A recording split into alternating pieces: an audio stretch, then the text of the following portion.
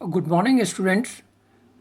जैसे कि हम भौतिक भूगोल की व्याख्यान श्रृंखला को देख रहे हैं और सिलेबस के अकॉर्डिंग हम निरंतर क्रमशः आगे की ओर बढ़ते हुए आज हम महाद्वीप तथा महासागरों की उत्पत्ति के बारे में विभिन्न प्रचलित सिद्धांत, विशेषतः वैगनर के विस्थापन सिद्धांत को हम देखेंगे।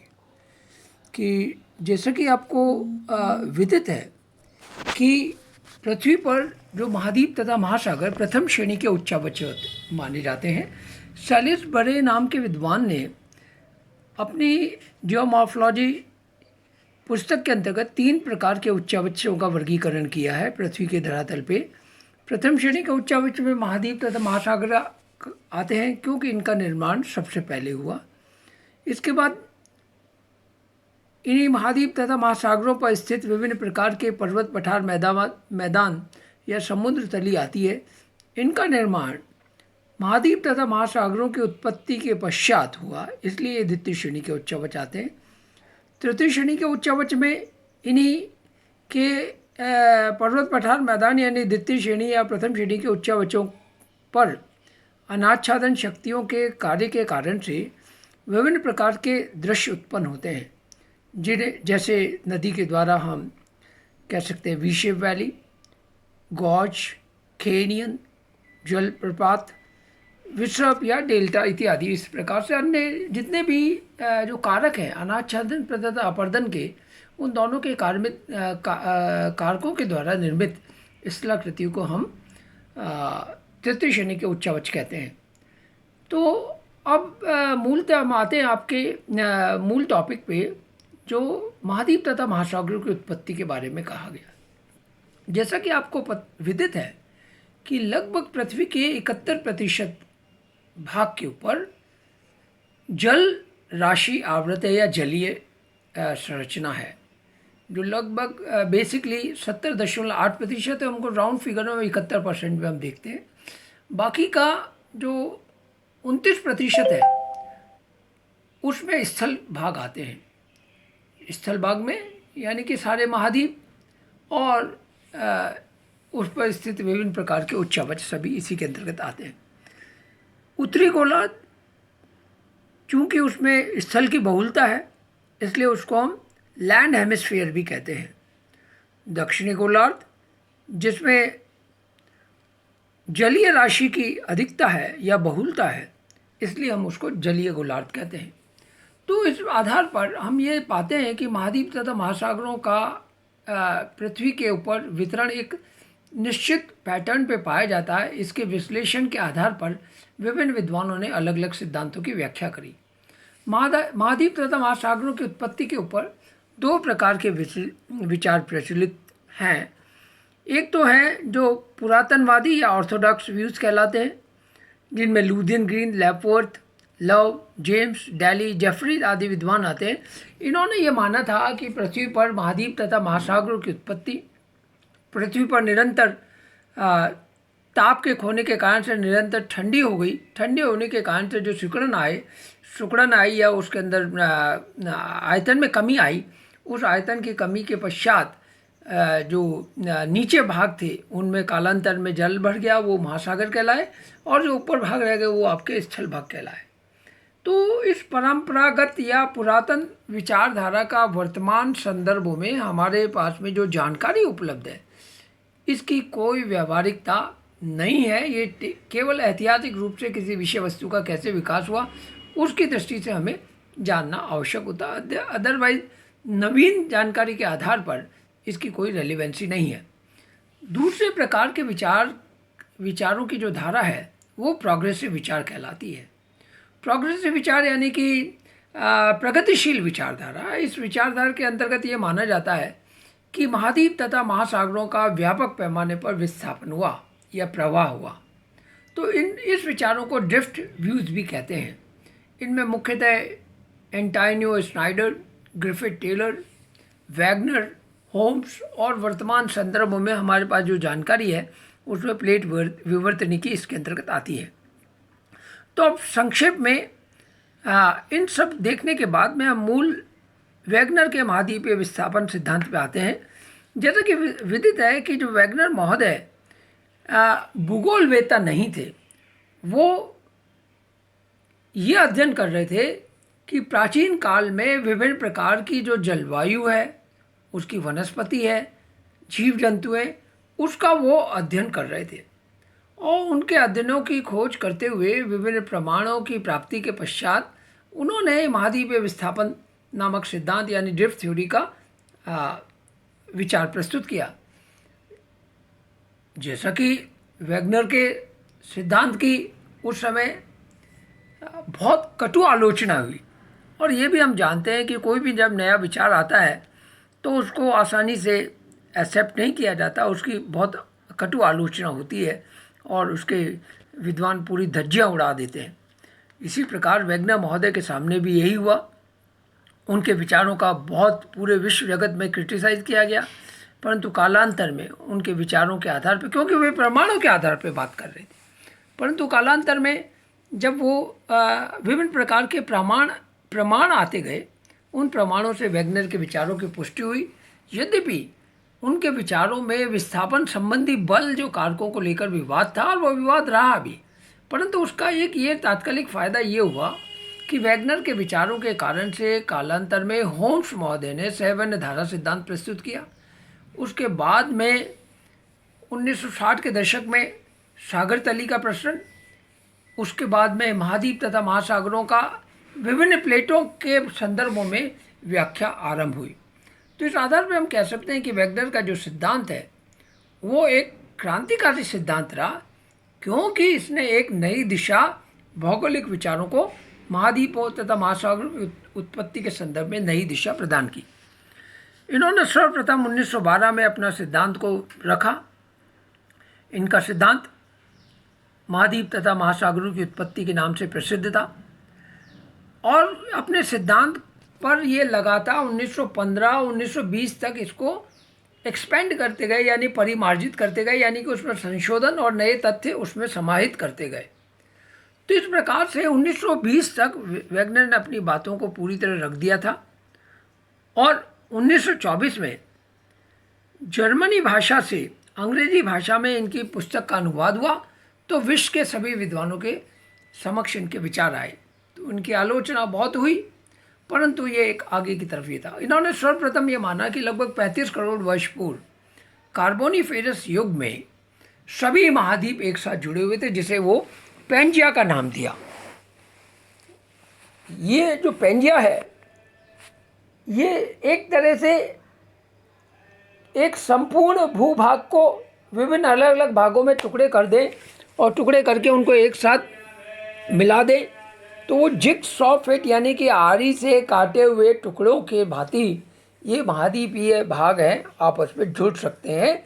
ऐसा ऑल लैंड मास के संदर्भ में वैगनर ने पेंजिया के संदर्भ में कहा। पेंजिया के चारों ओर, यानी जो ऑल लैंड मास था उसके चारों ओर एक विशाल जलीय राशि थी। वायुमंडल बनने के पश्चात हमारे उस पर पृथ्वी के ऊपर वर्षा होने से और नदियों के पानी से विभिन्न प्रकार के महासागरों का निर्माण हुआ, तो वो वैगनर ने उस भाग को पैंथालासा का नाम दिया। तो ये जो पेंजिया का विखंडन है वो कार्बोनिफेरस से ट्रियासिक युग तक चला। जैसा कि हम पूर्व में भूगर्भिक समय सारणी में देख चुके हैं कि जो कार्बोनिफेरस युग से लेकर ट्रियासिक का एक लंबा काल, दीर्घ काल था, उसका क्रमशः विभाजन होता गया, और वर्तमान में जो स्थिति है महाद्वीपों का वितरण वो अभी इस रूप में पाया जाता है। इसका विभाजन, एक भाग अंगारा लैंड जिसे लॉरेंसिया भी कहते हैं, जो उत्तरी भाग था, ये उत्तर की ओर प्रवाहित हुआ। विषुवतरेखीय भाग से यानी पृथ्वी के मध्य भाग से उत्तर की ओर प्रवाहित हुआ।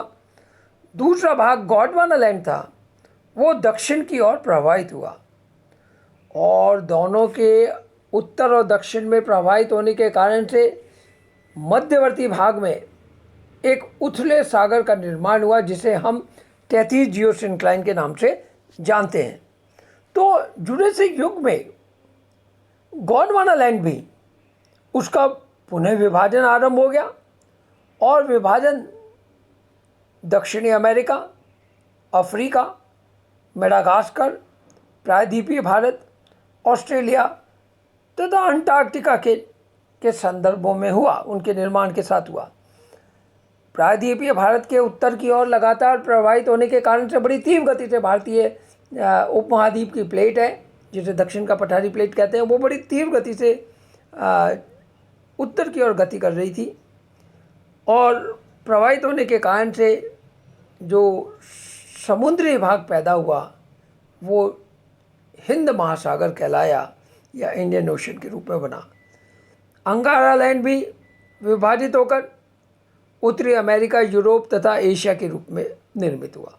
अंगारा लैंड क्योंकि जो कि उत्तर में चला गया था, तो कालांतर में अंगारा लैंड भी उत्तरी अमेरिका के रूप में, यूरोप के रूप में, एशिया के रूप में निर्मित हुआ।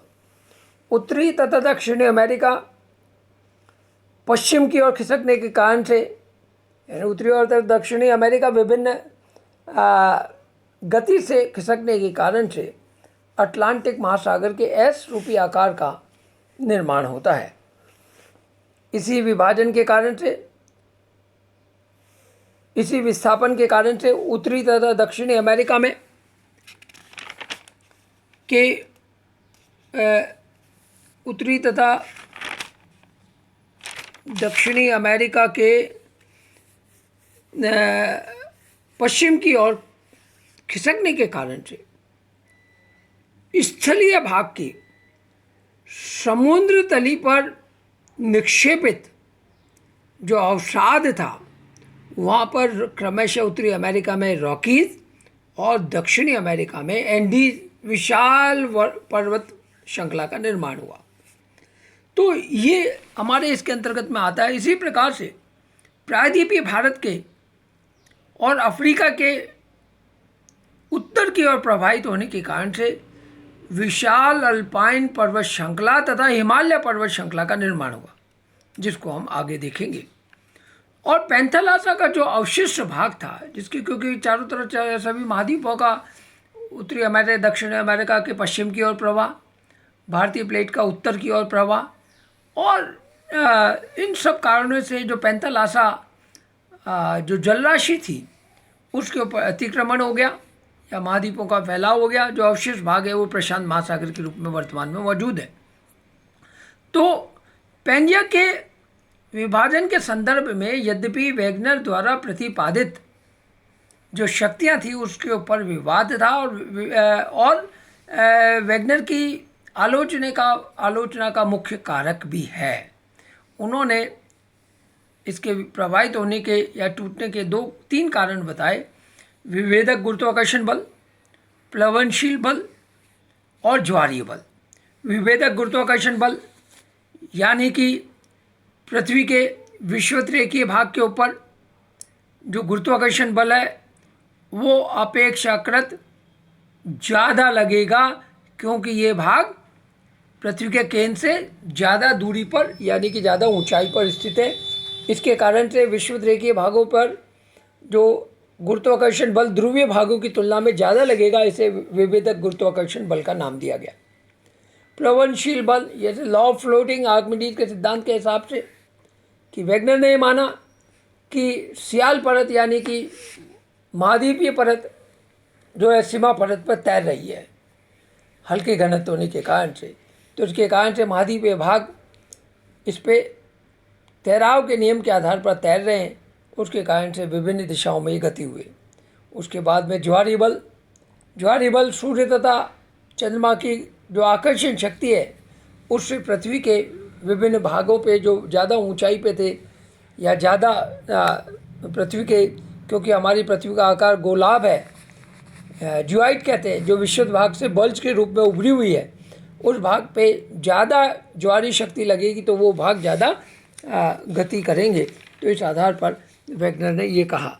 इसके बाद में हम देखते हैं वेगनर के संक्षिप्त में वेगनर की जो कॉन्टिनेंटल ड्रिफ्ट थ्योरी है वो यद्यपि वर्तमान समय में डिस्कार्डेड है, यानी कि उसको पूरी तरह से नकार दिया गया है। But it has introduce the idea of moving continent to geoscience. परंतु वैगनर के सिद्धांत की सबसे महत्वपूर्ण विशेषता ये रही कि जियो साइंस यानी कि पृथ्वी विज्ञान के संदर्भ में कॉन्टिनेंट के मूव होने का जो आइडिया है वो विद्वानों के बीच में वो उसका बीजारोपण कर चुके थे। Later on Wagner idea was idea of the supercontinent as the Pangea was also proved. Nearly जो 200-250 वर्ष पहले, करोड़ वर्ष पहले पेंजिया जो है वो एग्जिस्ट करता था, हमको फॉसिल तथा रॉक के जो एविडेंसेस हैं वो हमको इस बात को प्रमाणित करते हैं। तो ये बात वैगनर के इस रूप में प्रमाणित होती है कि वैगनर ने जो बात कही थी कि कॉन्टिनेंट्स मूव हो रहे हैं, ये बात जीवाश्मों तथा चट्टानों के अवशेषों से हमको प्रमाणित होता है। इसके अलावा ये भी एक बड़ी विडंबना है कि जो कॉन्टिनेंट ड्रिफ्ट थ्योरी का जो गति करने का आधार था या उनके विस्थापन का आधार था, जो मैकेनिज्म था, वो मैकेनिज्म का वैगनर भी समाधान नहीं कर पाए थे। परंतु उस बड़ी विडंबना है कि प्लेट टेक्टोनिक को यद्यपि हमने एक्सेप्ट कर दिया परंतु कोई उसका मैकेनिज्म नहीं ढूंढ पाए। अभी भी इतनी वैज्ञानिक शोध और जानकारी के बाद में भी एकदम एग्जैक्ट कारण क्या है प्लेटों के विस्थापन का, वो अभी भी हम नहीं ढूंढ पाए। जो वैगनर ने जहाँ पर था महाद्वीपों के विस्थापनों के कारणों के ऊपर, परंतु प्लेट विवर्तन के आधुनिक साक्ष्य, भूकंपीय टोमोग्राफी और हमारे पास सैटेलाइट और बहुत सारे हमारे पास में वैज्ञानिक उपकरण उपलब्ध हो गए, उसके बावजूद कि वाकई में पृथ्वी के आंतरिक भागों से क्या है जिसके कारण से प्लेट विवर्तन है वो मूव कर रही है, शिफ्ट कर रही है, इसके बारे में स्टिल अनसर्टेन है। हम scientifically it cannot prove. ये this is quoted by the Henry Frankel, he is the professor of the Missouri and Kansas City, और उन्होंने 4 वॉल्यूम के ऊपर अपनी किताब लिखी है कॉन्टिनेंटल ड्रिफ्ट कंट्रोवर्सी, जो कैम्ब्रिज प्रेस से 2012 में प्रकाशित हुई है। यानी कि वर्तमान में नवीनतम साक्ष्यों के आधार पर या नवीनतम जो हमारे पास में जो तथ्य हैं, उस तथ्य में यह बात प्रमाणित होती है कि प्लेट विवर्तन सिद्धांत की उत्पत्ति के लिए या उसके बीजारोपण के लिए वैगनर के सिद्धांत का महत्व है।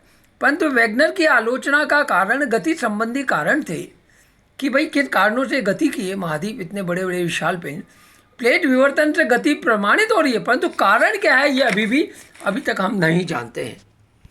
इस आधार पर अभी आज ये व्याख्यान मैं यहीं समाप्त करूँगा, और उसके बाद में इसी व्याख्यान का अगला जो चरण है जिसमें evidences in support of the continental drift theory will take in another lecture. Jai Hind.